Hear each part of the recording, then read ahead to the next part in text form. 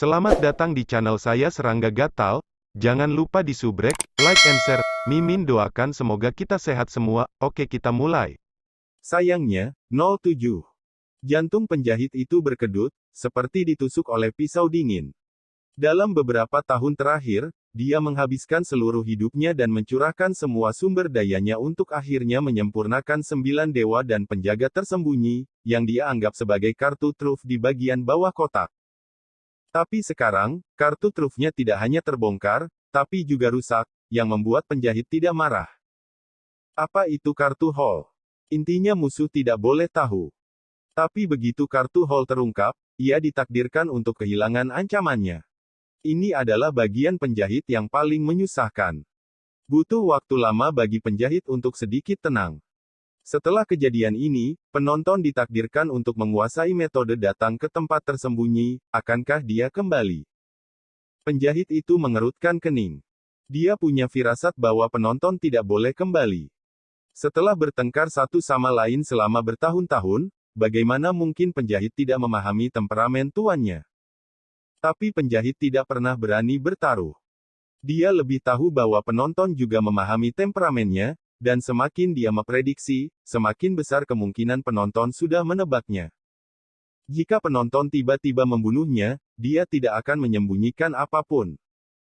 Tempat tersembunyi ini tidak bisa ditinggalkan. Penjahit membuat keputusan.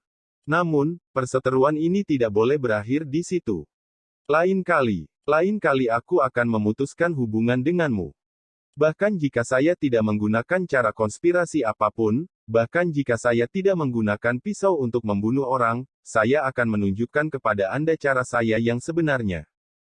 Ada kebencian yang kuat dan niat membunuh di mata penjahit itu. Di dalam ruangan, Sui mempertimbangkan untuk waktu yang lama sebelum perlahan membuka segel pada kotak batu giok. Seberkas cahaya peri muncul dari kotak batu giok, warnanya ungu ilusi, dan ruangan itu penuh dengan kecemerlangan, dan nafas dewa yang tak terlihat menyebar. Sampai kotak batu giok dibuka, dengan desir, tungku perunggu seukuran telapak tangan terangkat ke udara. Sui menekan telapak tangannya. Ledakan. Tungku perunggu jelas gelisah, dan seluruh tubuh meledak menjadi cahaya peri, mengamuk. Ledakan. Hukum terlarang yang mendalam terlempar dengan keras dan hampir hancur. Sui, yang mengendalikan hukum terlarang mendalam, juga menghirup udara dingin dan harus menggunakan seluruh kekuatannya untuk mencegah tungku perunggu seukuran telapak tangan keluar dari ruangan. Pada saat yang sama, Sui senang. Bayi yang baik. Spiritualitas semacam itu jauh dari harta peri biasa. Tapi segera, wajah Sui sedikit berubah. Klik. Jaring besar yang ditenun oleh Profound Forbidden Law dengan mudah terbelah. Dan pedang abadi itu menebas ke arah Sui. Sui hendak melawan, tetapi pada saat ini, pedang besar dan gelap terdengar. Tidak baik. Jantung Sui berdebar kencang, dan pedang 9 penjara dibangunkan kembali, dengan jelas menatap tungku perunggu ini dan memperlakukannya sebagai makanan. Tanpa menunggu Sui bereaksi, pedang abadi yang ditebas tiba-tiba hancur dan berubah menjadi segala macam makhluk abadi. Rune bergegas ke tungku perunggu seperti pelarian. Pada saat yang sama, tungku perunggu tampaknya merasakan bahaya, bergetar hebat, menggigil, berubah menjadi sambaran petir, dan menyerbu ke dalam hukum terlarang yang mendalam di antara telapak tangan dan jari Sui. Percaya padaku. Tidak diragukan lagi, harta abadi spiritual ini jelas ditakuti oleh nafas pedang 9 penjara, dan lebih suka mengambil inisiatif untuk memeluknya, dipenjara oleh Sui, dan tidak berani melarikan diri lagi. Ini sama sekali tidak terduga bagi Sui, tetapi sebelum dia sempat memikirkannya, dia melipat tangannya dan memeluk tungku perunggu langsung di lengannya, seperti ayam betina yang melindungi anaknya. Ledakan. Hantu pedang 9 penjara muncul begitu saja.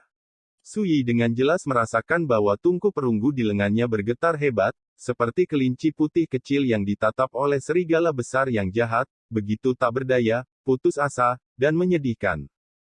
Peri psikis seperti itu, bagaimana mungkin Sui tega ditelan oleh pedang 9 penjara? Dia menarik napas dalam-dalam, menatap hantu pedang 9 penjara, dan terlepas dari apakah pedang 9 penjara dapat memahaminya, dia berkata dengan sungguh-sungguh, apakah tidak apa-apa memberiku wajah? Dulu, kamu memakan 3 hartaku satu demi satu, tidak bisakah kamu selalu makan sendirian? Su Yi mengerutkan kening. Tombak perang Qin Chongsu dari God's Tribulation, Burning Immortal Ruler milik penyihir, dan pedang Ziying dari Sheng Xuan Jianzai belum lama ini, semuanya telah dimakan oleh pedang 9 penjara. Ini membuat Su Yi merasakan sakit di daging. Hantu pedang 9 penjara masih menolak untuk menyerah, atau lebih tepatnya, tidak berniat untuk menyerah, terlihat sangat keras kepala. Su Yi tidak bisa menahan sakit kepala. Bahkan jika dia memiliki kemampuan untuk mencapai langit dan bakat dunia, dia tidak bisa tidak merasa tidak berdaya di hadapan harta karun yang istimewa dan misterius seperti pedang 9 penjara. Dia terlalu malas untuk berpikir terlalu banyak, dan berkata langsung, tenang, saya sudah berspekulasi bahwa Anda seharusnya menghabiskan banyak energi dalam beberapa tahun terakhir dan sangat membutuhkan tonik untuk memulihkan asal Anda. Aku berjanji akan mengumpulkan lebih banyak suplemen untukmu di masa depan. Adapun harta ini, itu sangat berguna bagiku, dan tidak bisa dimakan olehmu seperti ini. Lain kali, suara mengoceh Su Yi terus terdengar di ruangan itu, seolah-olah dia membujuk Jiu Yujian untuk menjadi baik. Tapi Su Yi tidak peduli. Menurut pernyataan akuntan, tungku perunggu ini kemungkinan besar merupakan tungku obat ajaib yang tak tertandingi, yang mampu memurnikan pil obat kelas atas. Jika Anda dapat mengontrol harta karun ini, Anda tidak akan khawatir tidak dapat memurnikan semua jenis tanaman obat untuk memenuhi kebutuhan Anda sendiri di masa depan. Berbicara panjang lebar tentang Datong, Su Yi tidak bisa menahan rasa kesal ketika dia melihat bayangan pedang penjara Jiu tidak mundur. Dia berkata dengan kejam, pokoknya, saya akan menyimpan kompor ini. Kedengarannya. Dalam kehampaan, hantu pedang 9 penjara tampak diam, dan sepertinya mempertimbangkan konsekuensi menyinggung Su Yi. Pada akhirnya, diam-diam berubah menjadi hujan cahaya dan menghilang. Melihat ini, Su Yi sangat gembira dan tidak bisa menahan nafas lega. Setelah kejadian ini, biarkan dia memastikan bahwa ketika dia menemukan harta abadi yang menarik perhatian di masa depan, selama dia mengeluarkannya sendiri, pedang 9 penjara tidak akan merampoknya. Ini jelas merupakan hal yang baik. Namun, itu tidak bisa terlalu banyak. Untuk beberapa alasan, pedang 9 penjara juga perlu makan. Jika kamu menemukan harta favorit di masa depan, itu adalah masalah besar. Su Yi diam-diam berkata. Sambil memikirkannya, dia memegang tungku perunggu di telapak tangannya. Harta karun ini bergetar dengan bebas, seolah menggigil. Sudah jelas jadi lebih jujur, tidak berani lagi melawan dan melawan, apalagi kabur. Su Yi ingin tertawa. Tidak diragukan lagi, tungku perunggu ini ditakuti oleh pedang 9 penjara. Memanfaatkan kesempatan ini, Su Yi mulai memeriksa harta karun ini dengan hati-hati. Tungku seukuran telapak tangan sudah tua dan sederhana, dengan karat belang-belang, dan ada celah di mulut tungku. Tidak ada tempat khusus di permukaan harta karun ini, tetapi di dalam tungku, cahaya peri ungu bertransmisi, dan diselimuti kabut, yang sangat misterius. Jujur saja, biarkan aku melihat. Bagaimana Su Yi bisa melepaskannya, dan ada jejak pedang 9 penjara dalam kesadarannya. Tiba-tiba, tungku perunggu itu bergetar seolah ketakutan, dan tidak berani melawan. Saat kesadaran Su Yi menembus ke dalam tungku. Ledakan. Jiwa bergetar, dan dalam keadaan kesurupan, pemandangan yang luar biasa muncul. Sebelum meninggal, dia hanya mendesah keengganan. Namun pada akhirnya, dia tidak pernah kabur dan dilenyapkan oleh perampokan. Tanpa kecuali, semuanya hancur. Dan dalam malapetaka kiamat ini, tungku perunggu bergerak ke samping, mengalami banyak malapetaka, melewati banyak penghalang dunia, dan menghilang ke dalam malapetaka kiamat. Layar menghilang. Hati Su Yi dipenuhi dengan pencerahan. Bencana kiamat itu terjadi di negeri dongeng. Periode tahun-tahun apokaliptik itu dianggap sebagai zaman keabadian. Itu adalah periode tahun-tahun yang gelap dan bergejolak, ketika yang abadi di atas langit jatuh dan mati seperti bintang di langit di bawah malapetaka. Ada banyak raksasa abadi dan tokoh mitos yang bertahan di zaman kuno, dan mereka telah jatuh ke dalam jurang dan menjadi jiwa bencana. Ini adalah zaman air terjun abadi. Di masa lalu, Su Yi juga mendengarkan orang asli Hongyun membicarakannya. Tapi itu hanya rahasia yang jauh dan kuno, dan saya tidak bisa merasakannya. Tapi sekarang, ketika merasakan misteri tungku perunggu itu, Su Yi melihat dengan matanya sendiri pemandangan kiamat dari era kejatuhan abadi. Keabadian di langit berjatuhan seperti hujan. Dan tungku perunggu ini, di era abadi yang asli, selamat dari pemboman bencana kiamat, melarikan diri dari dunia abadi, dan tertinggal di dunia. Tampaknya dalam kondisi baik, tetapi pada kenyataannya, kekuatan sumbernya telah rusak parah, dan mulut tungku telah dihancurkan oleh perampokan hari kiamat. Tapi meski begitu, itu jauh dari harta peri biasa. Bagaimanapun, di zaman abadi yang asli, makhluk abadi teratas di dunia semuanya jatuh, tetapi tungku perunggu ini terpaksa selamat dari malapetaka dan melarikan diri dari negeri dongeng. Ini tidak diragukan lagi sangat luar biasa, dan itu cukup untuk membuktikan betapa menakjubkannya harta karun ini. Tungku penyembuhan surga. Nama ini mendominasi. Su Yi diam-diam berkata. Dalam induksi, dia telah mempelajari beberapa misteri tungku ini. Selain itu, Anda juga dapat menyempurnakan item magis dan menyempurnakan senjata magis. Bahkan ketika mereka bertarung melawan musuh, mereka dapat mengerahkan kekuatan menakutkan mereka, dan dapat dengan mudah mengubah lawan menjadi abu terbang. Dapat dikatakan bahwa tidak ada yang perlu disempurnakan. Sayangnya, Su Yi tidak dapat mengetahui asal-usul tungku ini. Kekuatan sumbernya rusak parah. Meski penuh dengan spiritualitas, itu bukanlah bentuk yang lengkap. Lain kali aku melihat orang asli Hongyun, mungkin aku bisa bertanya apakah dia tahu asal-usul tungku perbaikan surga. Su Yi berbisik pada dirinya sendiri. Selama era Xianyun, orang asli Hongyun dan klan kuat di belakangnya juga selangkah lebih maju dan pergi ke dunia manusia untuk berlindung. Dengan kata lain, guru awan merah dan tungku perbaikan surga ini berasal dari era kejatuhan abadi. Selanjutnya, Su Yi tidak memikirkannya lagi, mengeluarkan setumpuk obat ajaib tingkat raja kerajaan, dan memutuskan untuk mencoba lebih lanjut efek magis dari tungku penambah surga. Tungku penambalan langit terlihat seperti telapak tangan, tetapi ada alam semesta di dalamnya. Dengan Su Yi melemparkan ratusan obat ajaib tingkat raja kerajaan, cahaya peri ungu di tungku meraung, dan rune abadi yang aneh dan tidak jelas yang tak terhitung jumlahnya keluar.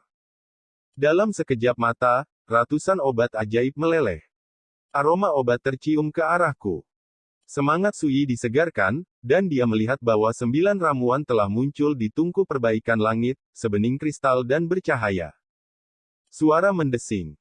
Di tungku perbaikan langit, awan cahaya peri ungu tiba-tiba berubah menjadi jari, dan mengetuk 4 ramuan obat. Kemudian keempat pil itu menghilang. 5 pil obat yang tersisa meraung keluar dari Heaven Repairing Furnace dan digantung di depan Su Yi. Su Yi tertegun sejenak, tungku perbaikan langit ini jelas tidak memiliki artefak, tetapi penuh dengan spiritualitas, dan bahkan tahu untuk meminta upah. Namun, itu hanya gaji, Su Yi tidak peduli. Dia sudah tahu bahwa tungku perbaikan surga telah mengalami kerusakan parah di era kejatuhan abadi yang asli, dan kekuatan sumbernya rusak parah. Mengambil upah, ini jelas untuk memperbaiki lukanya sendiri. Semakin psikis harta ini, Su Yi akan semakin puas. Bayar saja sejumlah upah, dengan imbalan sejumlah pil obat, itu sepadan. Dia mengambil salah satu ramuan dan dengan hati-hati merasakannya. Setelah beberapa saat, Su Yi tergerak. Kualitas ramuan ini luar biasa, Anda tidak dapat menemukannya. Sebelumnya, ratusan obat ajaib tingkat raja kerajaan yang dia keluarkan, bahkan jika alkemis top di dunia mengambil tindakan, mereka tidak akan pernah bisa membuat ramuan berkualitas seperti itu. Belum lagi, 9 lagi. Menurut perkiraan Su Yi, hanya satu ramuan seperti ini yang cukup untuk membeli ratusan obat ajaib tingkat raja kerajaan yang baru saja dia bayar. Bayi yang baik. Su Yi sangat terkesan. Dia menyimpan pil obat itu, dan mengeluarkan sekumpulan obat ajaib tingkat kenaikan, ada lusinan, dan memasukkannya ke dalam tungku peningkat langit bersama. Ledakan. Harta karun ini meraung, cahaya peri ungu melonjak, dan Rune berkedip, sepertinya cukup bahagia. Tampaknya harta ini juga tahu bahwa obat ajaib tingkat bulu itu luar biasa, dan saya sangat puas dengannya. Sui diam-diam berkata. Di bawah tatapannya, setengah seperempat jam kemudian, nyala api di tungku pembuat langit terjalin, dan 9 ramuan muncul, masing-masing seterang fajar, memantulkan hujan berkabut dari pancaran ilahi. Ada banyak penglihatan, jauh dari sebanding dengan pil obat tingkat raja kerajaan. Aroma obat saja sudah membuat Sui merasa segar dan bersemangat. Berbalik dan segarkan diri.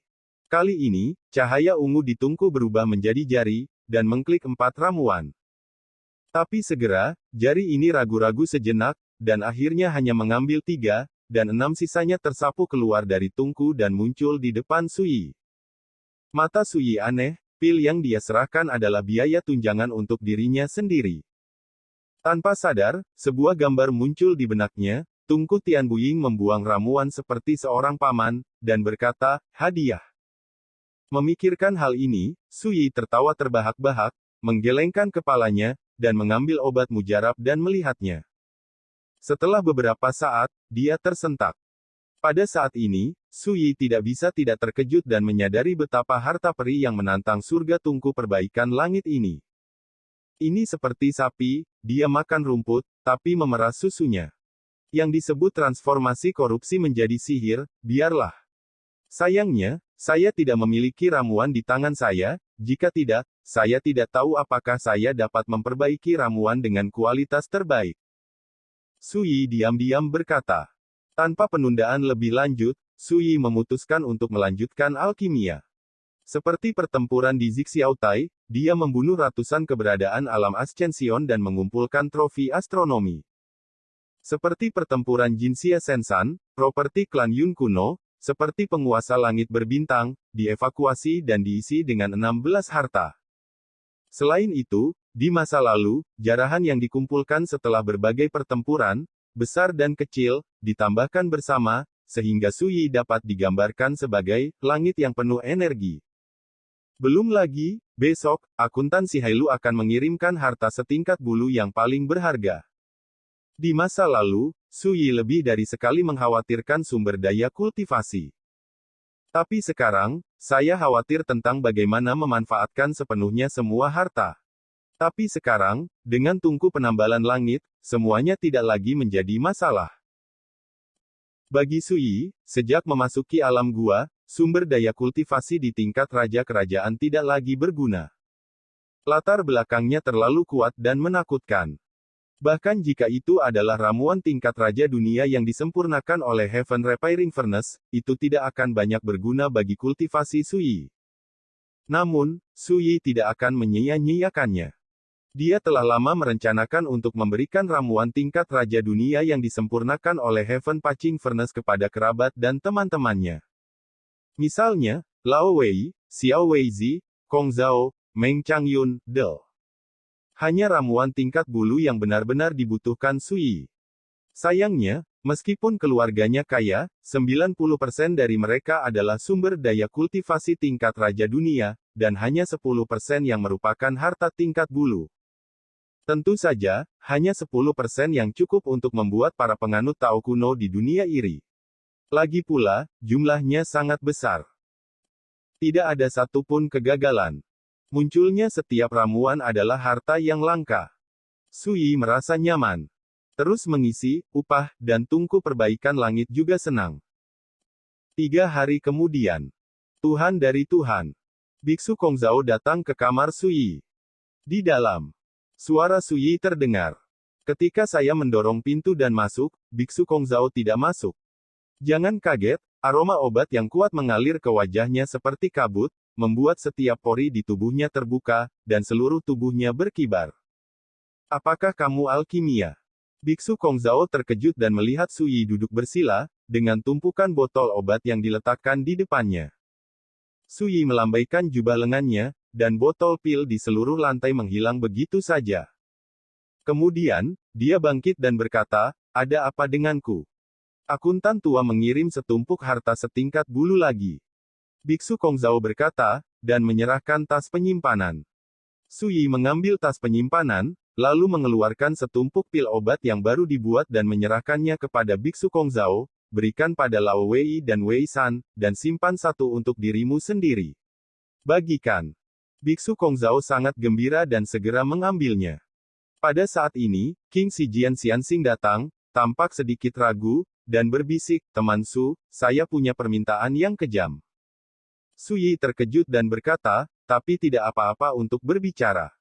King Shijian menghela nafas pelan dan tersenyum pahit, "2 hari yang lalu, beberapa teman lama saya datang ke pintu, berharap saya akan menengahi, dan meminta sesama penganut Tao untuk membantu mereka mematahkan kutukan di tubuh mereka. Kekuatan." Sebelum selesai berbicara, Suyi berkata sambil tersenyum, "Ini hanya masalah kecil, serahkan padaku." Karakter yang bisa meminta King Shijian untuk meminta bantuan ditakdirkan untuk menjadi luar biasa. Sebagai King Shijian, sulit untuk menolak bantuan semacam itu. Dapat dilihat bahwa persahabatan antara King Shijian dan teman-teman lama itu sama sekali tidak biasa. Dalam hal ini, Suyi tidak akan menolak. King Shijian tinggal sebentar, dia sedikit malu, khawatir membuat permintaan seperti itu akan memancing rasa jijik Suyi. Siapa sangka, tanpa menunggu dirinya selesai, Suyi langsung setuju. Segera, King Shijian disegarkan dan dengan rasa terima kasih berkata, "Jangan khawatir, rekan Taois, teman lama saya tidak akan pernah membiarkan sesama Taois membantu dengan sia-sia." Suyi tersenyum dan berkata dengan acuh tak acuh, "Bagi saya, ini hanya sedikit usaha. Jika mereka benar-benar ingin berterima kasih, mereka dapat mengandalkan bantuan ini pada sesama Taois." Ucapan itu membuat King Shijian merasa hangat di hatinya. Itu sangat berguna, dia membantu dirinya sendiri, dan dia memberikan wajahnya yang cukup. Pikiran dan sarana seperti itu sungguh menakjubkan. Suyi merenung, "Yah, ada teman Tao yang menyampaikan berita ke dunia luar, dan semua Taois kuno yang telah mengungkapkan pandangan mereka untuk membantu saya menemukan keberadaan penjahit tua dapat dipersatukan kembali setelah sebulan. Arwah almarhum di bawah alam dan alam Tao datang ke Gunung Qingyue." King Shijian terkejut dan berkata, "Apa yang kamu lakukan, rekan Taois?" Suyi berkata, "Mereka juga mengungkapkan kebaikan kepadaku, dan aku harus membalasnya." King Shijian berpikir sejenak, lalu dia mengerti dan berkata dengan kagum, "Ini langkah yang luar biasa. Teman-teman Taois membantu para Taois kuno itu. Bagaimana mereka bisa begitu malu menganggap teman-teman Taois sebagai musuh di masa depan?" Selain itu, tidak diragukan lagi yang paling masuk akal untuk hanya membantu karakter di alam Dao gabungan untuk mengangkat kutukan. Lagi pula, pembangkit tenaga listrik tingkat ini tidak cukup untuk mengancam sesama Taois. Suyi tersenyum dan berkata, "Saya tidak terlalu memikirkannya, saya hanya membalas dan meminta mereka untuk bersedia membantu saya menemukan penjahit." "Oke, terserah aku." King Shijian dengan senang hati setuju, "Selain itu, saya akan membiarkan teman-teman lama itu tiba di depan Gunung Qingyue dalam sebulan." Pada hari itu, setelah King Shijian pergi, Suyi mulai mundur. Dalam 3 hari terakhir, dia menggunakan Heaven Repairing Furnace untuk memurnikan sekumpulan ramuan tingkat bulu. Di hari yang sama, King Shijian menyebarkan keputusan Suyi ke dunia luar. Untuk sesaat, itu menyebabkan Taoisme kuno dunia terguncang. Sekian dulu update-annya, tunggu lanjutannya di channel saya Serangga Gatal, di subscribe ya guys. Terima kasih.